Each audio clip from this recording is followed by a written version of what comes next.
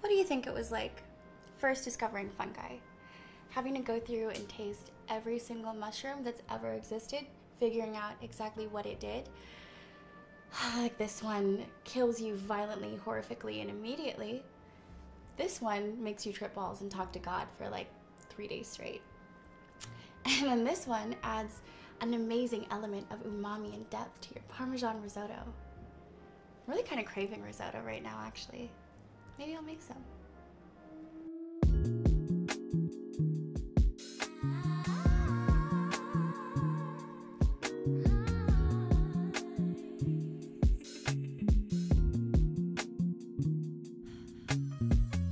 So for this recipe, you're going to need 2 cups of arborio rice, 6 cups of chicken broth. You can also do a vegetable broth or any broth of your choosing, really. I think that this adds a nice flavor to the dish itself, but if you're making a vegetarian version, by all means, vegetable broth works just as good. A couple cloves of garlic. I like to do 2 or 3 because this is a pro-garlic household, but I found this gigantic elephant garlic, so I'm using that. 1 chopped onion. We pre-chopped that because I will ugly cry on screen and make everybody uncomfortable. Of course, our mushrooms. We have portobellos here. I like that they're a little bit more mild. You don't want flavors really competing with the truffle itself. Fun fact, portobellos, white button mushrooms, baby bellas, and creminis, all the same mushroom. The exact same mushroom, just at different ages. Everything that we know is a lie. We've all been bamboozled. We've been lied to. We've been tricked. You see creminis in all kinds of gourmet blends, but turns out they're exactly the same as baby bellas. They charge you more and they package them differently, but they are the exact same mushroom. Now, what would any risotto be without Parmesan, right? You can't forget about it. That's what ties all of this beautiful symphony together. And a little handy dandy butter, because butter makes everything better. Now, you can opt for pre-grating if you want to. There's absolutely nothing wrong with that. However, I like to grate it into the Parmesan itself because it makes me feel like a small Italian grandmother in the Tuscan countryside. Even if you don't drink, this white wine is going to add an amazing flavor to your risotto. It gives it just a nice acidity to balance out all of the fatty ingredients that we're going to be adding. Measure out approximately 1 cup, a generous 1 cup. Set that aside for a second. We're gonna come back to that. And of course, our beautiful fresh truffle to finish it off. If you can get your hands on one of these, consider yourself lucky. I went like 20 years of my life without seeing one in person, just hearing about them like a distant dream. But if you can't, that's totally fine. You can substitute truffle oils. Just make sure that it has actual truffle in it. Most of the truffle oils that you find in stores are a complete sham. Just like the portobello cremini situation, everything that we're told is a total lie. They just make shit up. So pick wisely, because not all truffle oils are made the same. Not all truffle oils are equal. So you want to make sure that you can see all of those little truffle pieces. That lets you know that the oil has at least come in contact with the truffle at some point in its life. A lot of truffle oils that you find, however, at usually the same price point, sometimes more, have absolutely no truffle in them whatsoever. That artificial truffle means that this has never come in contact with a truffle at any point in its creation. Basically what they've done is they've synthesized the smell of truffle. They take those aromatic compounds and they replicate it into a cheap oil. But really it's a scam. And to be honest, there are a lot of chefs that I know that don't like truffle for that exact reason. But it's like comparing grapes to grape soda, right? That super artificial, overpowering taste doesn't actually come close to the taste of a real truffle. Everything is good in moderation, you know? You just have to know how to use truffle correctly. Now that this is nice and hot, throw in a couple good glugs of olive oil. First, add your onions. Ooh, we like a good sizzle. Okay, grab a spatula.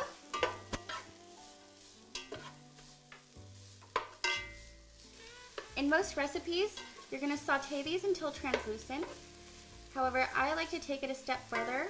Get a little browning going on your onions and your garlic once you add it in. I just think that adds a really nice sweetness and nuttiness. This is one of those dishes that requires a lot of attention. You can't really just leave it alone and come back to it an hour later. But it's worth it in the end. You know, I think like most things in life, the best things require a little bit of TLC, you know?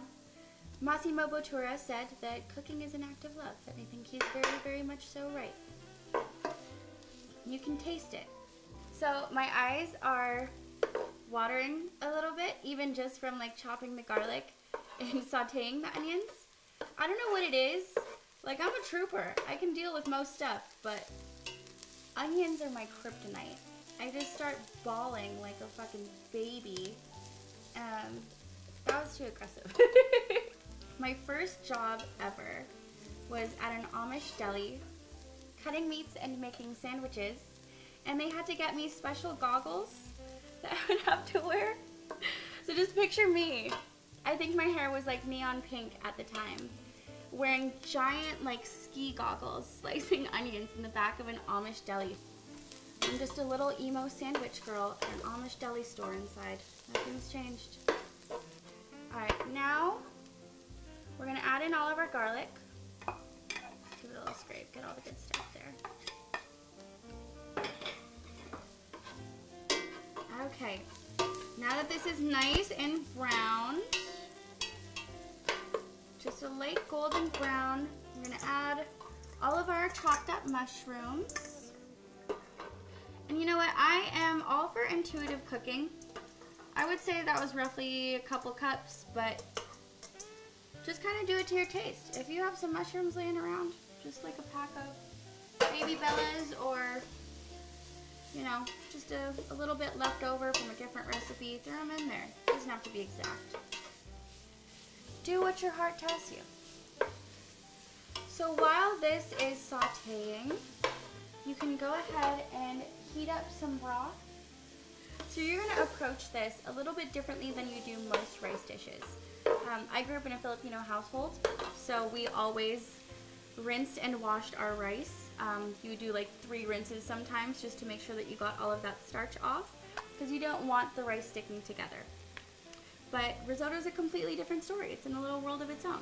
You actually want to keep those starches, because what that's going to do is as you cook your rice, it's going to release and create that really creamy sauce from itself in a sense.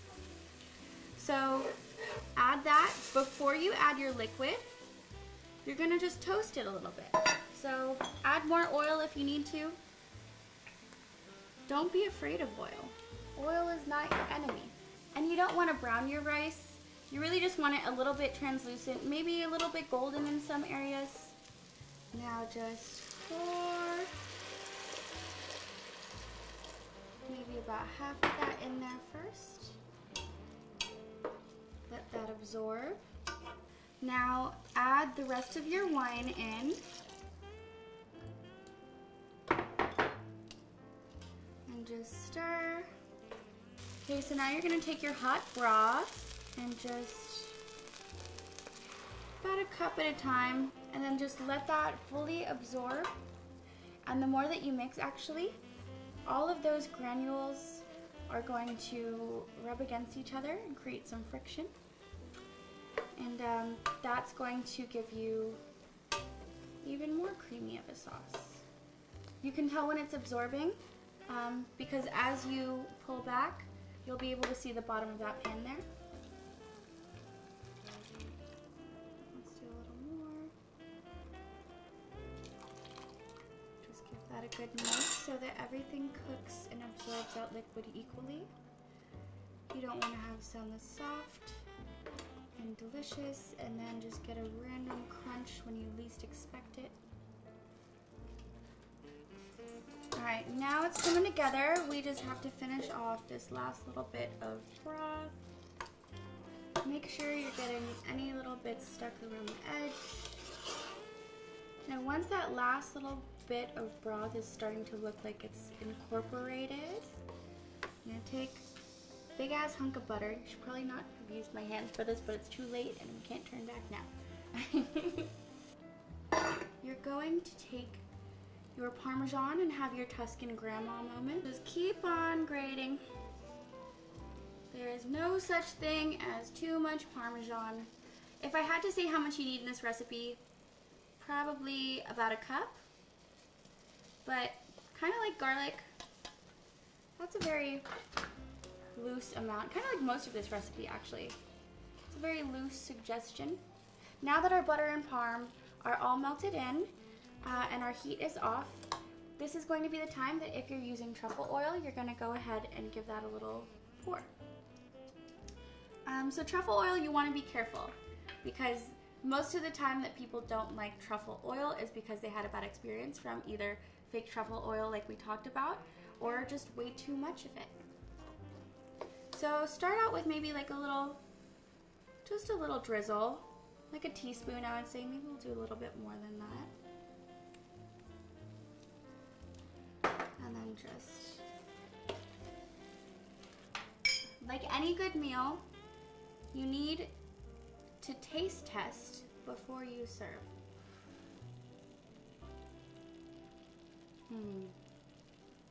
Oh, that's so good. Okay, so with risotto, the reason why you don't want to salt beforehand or in the beginning of the dish is because you get a lot of salt from other sources. So your broth, as that's absorbing, is lending salt into the rice, and then your Parmesan also has a lot of salt itself too. So combined, you just don't really know how salty your finished product is going to be until you get there. So I just measured out maybe like a teaspoon and a half of salt. Actually, probably more, around a teaspoon. The amount of salt in your chicken broth is also going to fluctuate, as is your parm, just depending on the age that you got, where you got it from, so on and so forth. So there's just a lot of factors that are a little bit unpredictable. And I like to finish off with a little bit of cracked pepper, because fresh pepper is a very underrated ingredient. You know, when you have that really dry, like table pepper that you find in a lot of restaurants or in most people's pantries, it's still pepper, but so much of the flavor in your pepper comes from those oils that are released when you freshly crack it. And as time goes on, those oils dry out, and then you get a much more bland pepper. Now that the worst of it is over and all the hard work is done, let's have a little fun with it. Let's take a little scoop there. Ooh, look at that.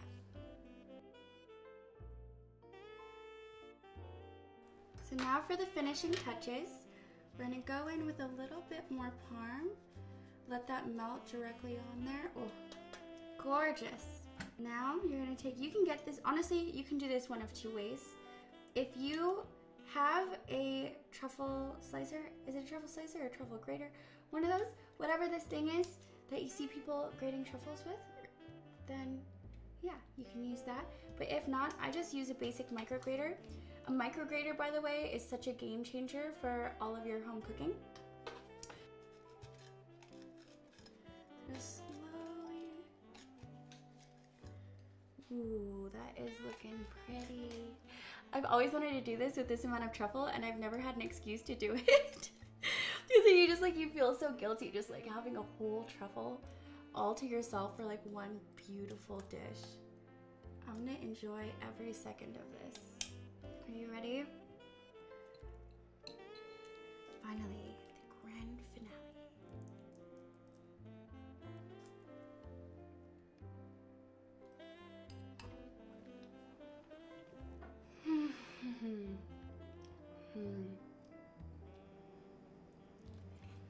That's just so good. Like the perfect balanced bite. It's salty, you get the savoriness, you get the earthiness, a hint of sweet. Everything just shines.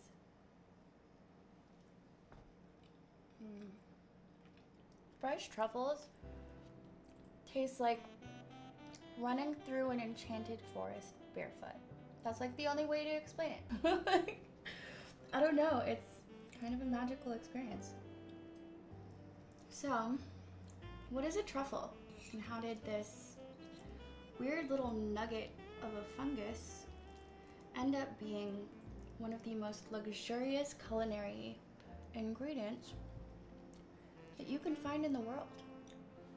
The most expensive truffle in the world was auctioned off at $330,000. That's literally like the price of a house. It's insane, honestly, like an ungodly amount of money.